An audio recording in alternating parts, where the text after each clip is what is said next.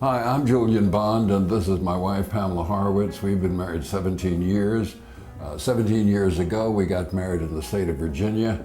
Had it not been for the case of Loving versus Virginia, we'd not been able to get married there or in 19 states.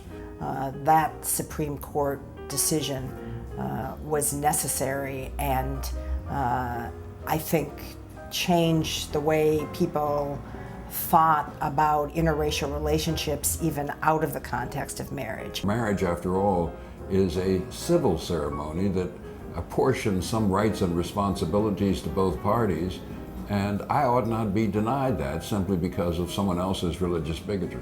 If for some religious reason you don't want me to marry in your church, that's okay in your church, but don't bring your religious bigotry against me into City Hall. Everyone has a right to marry the person of their choice, and that choice can't be negated because they're of different races, and it can't be negated because they're of same sexes. In other words, loving means loving. When we fell in love 48 years ago, we were fortunate to be living in the state of New York, where we were able to get married. If we had lived in the state of Maryland, where we're living now, we could not have gotten married. It was against the law. We would have been arrested.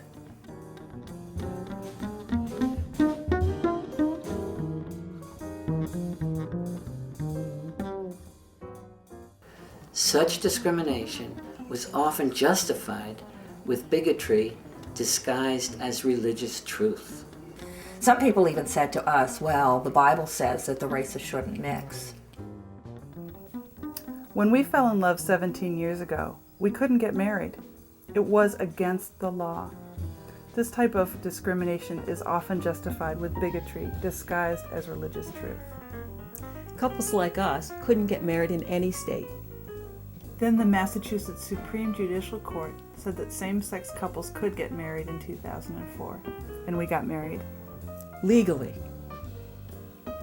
It's hard to believe that couples in all the other states are still denied the freedom to marry. We couldn't be married today if discrimination were still the law in Massachusetts. We know what it means to be discriminated against just because we're in love. We believe that the freedom to marry should be extended to gay men and lesbians in every state. America will be a better place for it. In the end, love, commitment, and family are all that matters.